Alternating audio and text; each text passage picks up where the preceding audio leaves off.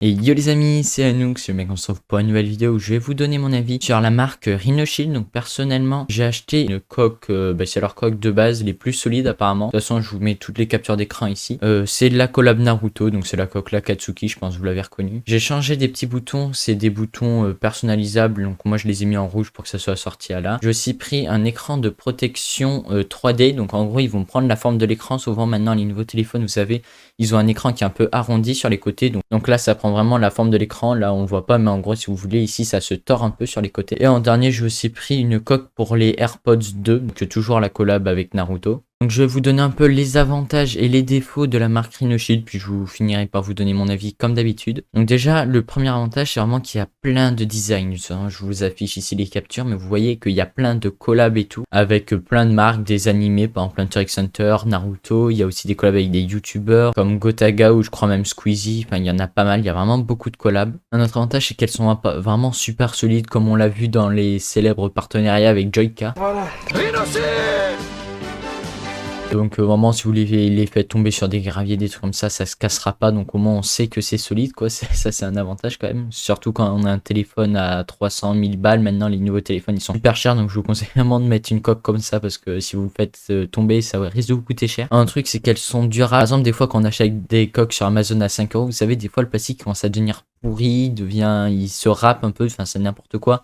Là vraiment les coques elles sont nickel, elles vont pas s'arracher, se déchirer en 2 secondes. Un avantage du coup c'est que les écrans 3D, franchement moi j'adore, parce que ça prend bien tous les contours de l'écran, parce que des fois vous savez il y a des écrans et on les met sur l'écran et on voit les bords, enfin ils sont pas, ils s'arrêtent avant le bord de l'écran, et ça j'aime pas du tout parce que c'est pas agréable. Par exemple sur iPhone quand on fait les slash comme ça pour revenir à l'accueil, si notre écran il a sa bordure qui est ici, ça fait mal en plus au pouce, enfin c'est pas cool du tout. Là le fait d'avoir un truc 3D, c'est qu'en fait on voit même pas qu'on a un écran de protection, étant donné qu'il prend vraiment toute la surface. On sait même pas qu'on a un écran de protection, franchement c'est super bien. Un point positif, mais ça qui est normal, c'est qu'il y a la recharge sans fil. Donc là moi j'ai un chargeur sans fil, je pose mon téléphone dessus et hop là, je sais pas si vous l'avez entendu, mais du coup ça se recharge. Donc ça c'est normal, je pense maintenant toutes les coques de toute façon font la recharge sans fil, ça me paraît assez logique ça. Et donc on va passer au défaut, donc c'est le prix. Je crois qu'une coque seule suite comme ça coûte 40 euros sans code promo ni rien, le prix c'est 40 euros. Un écran de protection ça coûte 15 euros, le coque pour AirPods ça coûte 20 euros. Enfin, il me semble c'est à peu près ça les prix, je suis pas sûr, je vous mets les captures d'écran pour que vous puissiez vérifier. Donc ça fait quand même assez cher, 50 euros la protection de téléphone avant et arrière, ça fait mal quand même. Et je pense que donc ça vient forcément des matériaux le prix, parce que c'est des très bons matériaux et tout, du coup pour que ça soit solide. Des collabs, parce que du coup faut rémunérer ceux qui font les designs, donc pour les coques Naruto faut rémunérer les créateurs qui ont fait ces coques. Et ce qu'on paye du coup je pense c'est la marque, parce que à force de faire des OP et tout ça leur coûte super cher, du coup ils montent le prix de leur coque. Donc ça c'est un peu dommage. Alors un défaut c'est vu qu'elles sont solides, elles sont impossibles à enlever. C'est-à-dire que là j'ai la coque de mon téléphone, je peux pas l'enlever. Si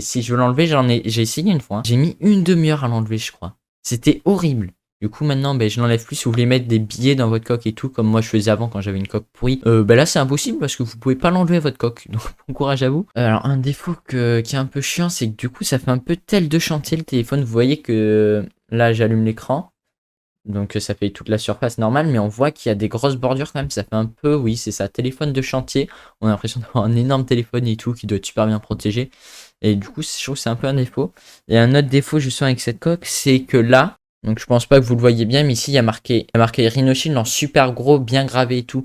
Donc ça fait pas très beau. Mais après on peut dire que c'est un avantage, ça empêche de glisser quoi. Quand tu l'as dans la main, ça fait un peu comme un grip. Et donc je vais passer directement à mon avis sur ces coques Rhinoshield. Donc pour moi ça en vaut le prix, donc même si c'est très cher, franchement je trouve que ça vaut le prix, parce que les coques de téléphone on les a toujours normalement, on les voit toujours tout au long de notre journée, et je pense que c'est important d'avoir un truc quali quoi, qui fait bien le taf, qui est solide et tout. Et le fait que la coque soit épaisse, je trouve pas ça si dérangeant, parce qu'au final on s'y habitue, quand on s'y habitue d'avoir un gros téléphone, et au final c'est pas plus mal, parce que du coup je trouve la prise en main est un peu meilleure que si notre téléphone est super. Et au final c'est pas si choquant, là vous voyez le téléphone, vous dites pas punaise c'est vraiment un téléphone de chantier, il est énorme. Les petits boutons comme ça là, ils se décrochent pas. Moi j'avais peur un peu au début qu'ils tombent tout seul et tout, en fait non pas du tout, je les ai mis une fois et ils gardent super bien quoi. Et donc ça fait je pense à peu près un mois que j'ai cette coque Rhinoshield, et franchement ça marche super bien. J'en suis très content et tout, même si ça m'a coûté un peu cher, du coup c'est assez rentable. Donc voilà les gars, je pense que j'ai à peu près donné mon avis, à peu près fait le tour de cette marque qui est Rhinoshield. Donc oui c'est un peu dommage qu'ils fassent énormément d'OP et que du coup on paye leur coque plus cher, c'est un petit défaut qu'a la marque je pense. N'oubliez pas que si vous vous comptez acheter une coque, vous avez plein de codes promo et tout, des youtubeurs, vous allez sur une vidéo de des cuts et des zooms, là par exemple vous avez tous les codes promo qui donnent à chaque vidéo. Donc voilà, vous pouvez gratter bien 20% sur votre commande au final. Si ça vous intéresse, j'ai tourné une vidéo sur un téléphone reconditionné de chez Back Market, donc c'est mon iPhone que j'ai là. Je vous mettrai le lien dans la description si ça vous intéresse, n'hésitez pas à aller la voir. Si vous avez des questions sur un Mac Rhino Shield, n'hésitez pas à me les poser dans les commentaires. N'oubliez pas de mettre un pouce bleu et de vous abonner à la chaîne. Et donc moi je vais à la prochaine, une prochaine vidéo, c'était Anoux. Salut!